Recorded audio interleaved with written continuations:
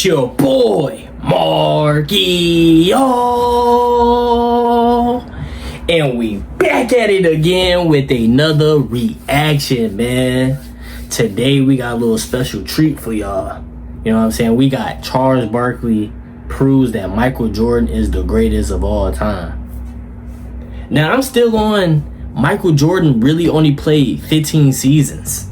And we having a GOAT debate, a man that only played 15 seasons and he accomplished a lot of stuff in his career. And LeBron is like on his 24th season. And he hadn't even passed Michael Jordan. Only thing he passing the points and all that stuff, but like MVPs, finals MVPs, championships, scoring titles. He hadn't even won a defensive Jordan. It's crazy. This year I just found out Michael Jordan won defensive of the year and MVP the same year. Oh my gosh, boy, he is so different. I ain't never seen something like that. I never heard of anything like that before. That's why I'm so glad that I started like in my household is Michael Jordan. My dad, he loved Michael Jordan. He feel like Michael Jordan's the greatest basketball player that ever touched a rock. And my pops is like 61, 62 years old. And he always put me on game with Mike. You know what I'm saying? And the legends back in the day, he said Bernard King was nice. You know what I'm saying? He be putting me on. He said somebody else. I forgot his name, but I don't know. But y'all let me know down below in the comments.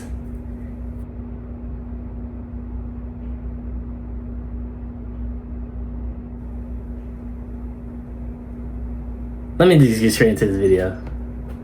When I got traded to Phoenix, I had no more. I don't have any help. I got Dan Marley, Kevin Johnson. I says, we're going to the finals. So once I got to the finals, I was like, I got Michael Jordan, mano a mano. What is what I wanted. I'm telling myself, well, I'm the best player. We lose game one. Before game two, I'm talking to my daughter. She said, Dad, you said y'all were going to win the championship. I said, we're going to win the championship. And I get back home that night and she's crying. She said, Dad, I don't know if y'all going to win. Short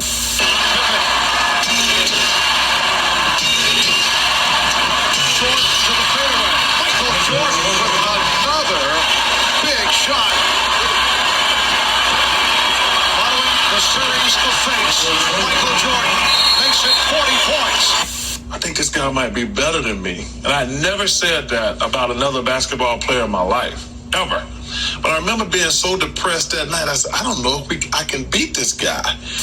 When looking back at previous final series in league history, if it's not a sweep, not a blowout, we tend to underrate how hard it was to win that series and, of course, win the championship. And the vast majority of times, when a team repeats or three-peats, the difficulty of that is never fully understood 30 or 40 years later. Case in point with Michael Jordan's Chicago Bulls. I was looking at their first three-peat, playing the Phoenix Suns. That Phoenix team, they were legit and a quote-unquote team of destiny. The Bulls 93, they're run down, tired, they were on fumes. The Suns had home court advantage, the MVP, and the best record in the entire league. At that point, Chicago going for a three-peat, that hadn't been done since the Bill Russell Celtics days. Even post-Jordan's Bulls, it's only done once for the Shaq and Kobe Lakers. Now, when it comes to the Bulls-Suns finals, 30 years later, look at this series. The Bulls have Jordan, Pippen, the whole squad. They're a dynasty. Right. Barkley, he's ringless. Nowadays, we know that. Back in the moment, who knows what could have happened. And even look at the end result. The Bulls' total points, 640. The Suns, also 640. The margin of victory of this series was 0 points. In all of NBA playoff history, finals history, is the closest series all time. And looking at Jordan specifically, the engine of the Bulls team, the reason they won this series, how great he was in games 2 through 5 is actually somehow underrated. I was looking at Jordan these games. Damn. 45.5 points, 9.0 boards, 6.5 dimes, 51% shooting. Jordan games 2 through 5 scored 42, every 44, night, 55, and then 41. That's why he's the GOAT! Bro, I wish I could have watched all that. Man. Now, I still when it can't. comes It's on to the the entire internet. six-game series, not just games 2 through 5, The biggest moments, most iconic moments, is Game 4 where Jordan scored 55, and in Game 6 where John Paxson hit the shot to clinch the three-peat. For this Suns vs. Bulls series, those two moments are the pinpoint moments everyone always looks at. But if you look past Game 6 and Game 4, the first turning point moment, the first kind of wow moment, actually came in Game 2 in Phoenix, as the Bulls at this point already at 1-0 in the series, had stolen Game 1 on the Suns' home floor. So heading to Game 2, the Bulls, they don't have to win, but if they do, it's an added bonus. The majority of times when a team drops Game 1 at home, they come back Game 2, tie it up 1-1, we have a series. This Game 2, exact opposite. The Bulls this game, they were hungry and motivated to end this series right there. And Jordan this game came out on fire, of course, scoring 42. Some teams might come out here this evening with a sense of satisfaction that they won the first game on the road, at least have a split, and then go back home for 3 straight. Not the case with the Chicago Bulls. Coming out of practice yesterday, scoring points like that? That's unbelievable, bro. Then they're averaging 50 in a series. And it comes directly from their leader, Michael Jordan, who I spoke with earlier. And the decision will be in Michael's hands. Come out as a scorer or come out as a passer and get his teammates involved. The Bulls are a nearly incredible 6-1 on the road in the last 3 NBA Finals. To put it bluntly, if Chicago wins tonight, it's very hard to conceive of Phoenix winning 2 of 3 in Chicago to bring the series back here. Prior to this Bulls vs. Suns matchup, 45 plus years of history, the home team in games 1 and 2 hadn't dropped both those games ever. This series was the first time ever. And how big of a deal that is? When a team goes down 0-2, it's virtually over. When you're playing Jordan, at that point, it's wraps. The Suns have lived on the edge throughout the postseason, already having faced 4 games in which defeat would have meant elimination. That is not technically true tonight, but it is practically true. One other note, we mentioned that no team has lost the first 2 games of the finals at home and come back to win the title. The fact is, no team has ever lost the first 2 games of the finals at home, period, regardless of the outcome. Now, that bright theory for Game 2 is the added context, added details for the storyline of this game. But look at the actual film, it's somehow even better. As looking at both Jordan and Barkley this game, they both showed up in a big-time way.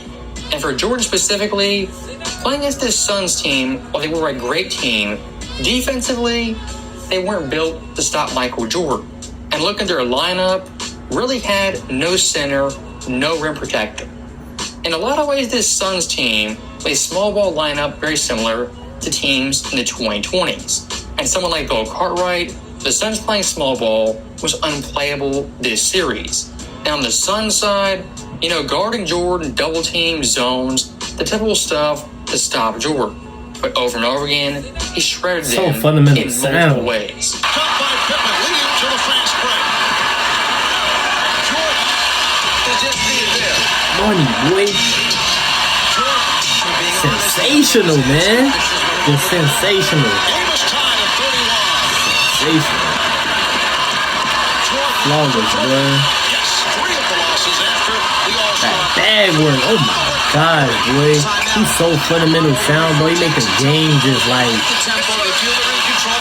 Jordan, the first half of Game 2 was absolutely on fire. 19 points at half, on pace for a smooth 40 points. But looking past Jordan, Charles Barkley was even better.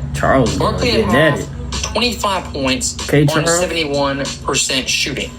In all of NBA Finals history for first half scoring, only 2 players ever in league history have scored 25 plus points on above 70% shooting. That, of course, being Kyrie in 2017, as was LeBron James in the exact same series. Shout out to Charles, man. So for someone like Charles, in his second Finals game ever, this performance in the first half was simply insane.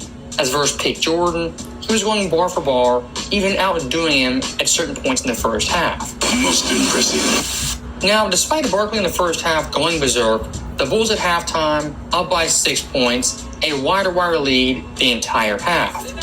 Now, to give the Suns tons of credit, they weren't discouraged, they weren't turned off by that first half, being down by 6 despite playing well. After the third quarter, over and over again and chipping the lead, down to 5 points, 3 points, and eventually 1 point. The Suns the entire third quarter were putting momentum, building energy, getting the crowd involved in the game. And the one thing you have to note, they can never take the lead in the third quarter because Michael Jordan every single time had momentum basket after momentum basket. Up by 1 point, he pushed it to 3. Up by 3 points, he pushed it to 5. Michael Jordan in the third quarter only had 9 points, but those buckets were timely buckets, momentum-changing buckets. Now, fast forward to the fourth quarter, early in the fourth quarter, the 7-minute mark, the Bulls up by 1 point. At this point, Michael Jordan checks back into the game. It's winning time, Michael Jordan time. In the final 7 minutes, nothing short of brilliance. Michael Jordan, 12 points, 5 of 8 shooting, 0 turnovers. His Bulls teammates, only 3 points. Michael Jordan has returned. Come off the screen, patient with it, 2 dribbles, left hand leg. Oh my God, boy. Give it to him. Money and 1. Give it to him. Triple threat, jab 1, pull up, midi. Mike is the goal, boy. It's easy. Where he gonna pull up on him? 1 dribble. Just 1 dribble. Look at the net. Look at the nets. Nets. Beautiful nets. He taking it serious, bro. He's very serious by his craft. Simple, basic, get the job done. Michael Jordan right there in the fourth quarter, ballistics. over and over and over again, big time dagger shots to keep Chicago out in front. They say he can't go left. Look at seconds, 2 clutch free throws. Look at that. Look at that left. On ice. Jordan Kiss that motherfucker off the glass. Carried Chicago to a Game 2 victory. As like I said earlier, his Bulls teammates combined only had 3 points. See, it's Michael Jordan himself had 12. Scotty, 0 for 3, 1 turnover. Horace Grant, 0 for 1. And Scott Williams, 0 for at the line. Ooh. Jordan's Bulls team, top to bottom, had very good players, role players, starters, and of course Pippen, who was an all-star. But here's the one thing everyone forgets. In the fourth quarter, money time, winning time, the guy took over time and time again was Michael Jordan, almost by himself. Was he always going solo? Of course not.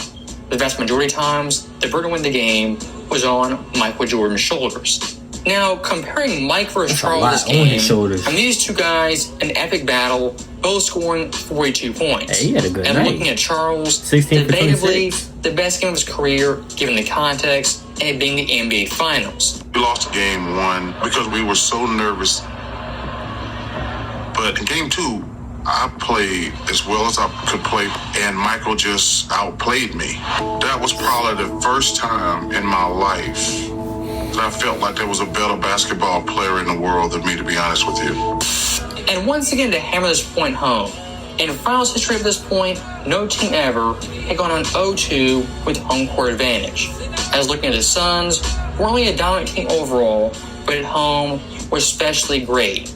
On the season, 35-6. And with Charles Atlanta, a very impressive 35-4. Long story short, this Suns team, they were legit and a worthy NBA champion. Charles was getting his. The only problem is, who they ran into was Michael Jeffrey Jordan in the middle of his absolute apex, games 2 through 5.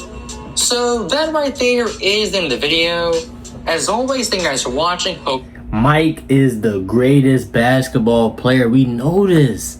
We know this. We all know this. All my supporters, all the people that tap into me, we know this. Michael Jordan is the greatest of all time, man. There's no days off for this man. There's no days off. He hungry every game. Hungry. This is the definition of hungry. From the first round to the second round, all the way to the finals. Every time he get to the finals, he never lose. The man never lose. He's hungry. His average go up. If he averaging 30 a game in the regular season, when he get in the playoff, he averaging 33. Stop playing with my man. It's 34, 35. I did not know this man when he played against Charles Barkley, one of the greatest. This man, Mike, averaged 45 a game? Who's doing that in today's game? Like, the game would be so exciting if somebody was like just cooking, just had that mentality like Mike. And we had players like that, bro, we'd be sitting down watching full games. Like, dang, LeBron going for 50. He can't average 45 like how Mike can. You know what I'm saying? Mike is different, man. This video right here, oh my God, his game's so beautiful, man. It's sensational. When you watch him, you don't even, like, bro, I get so much more excited watching him than seeing somebody doing all this dribbling, step back, making people fall. Like, it's the art. The art of the game. The beauty of his game is just so fluent. Catch it, jab, 1-2, pull up, one dribble, pull up.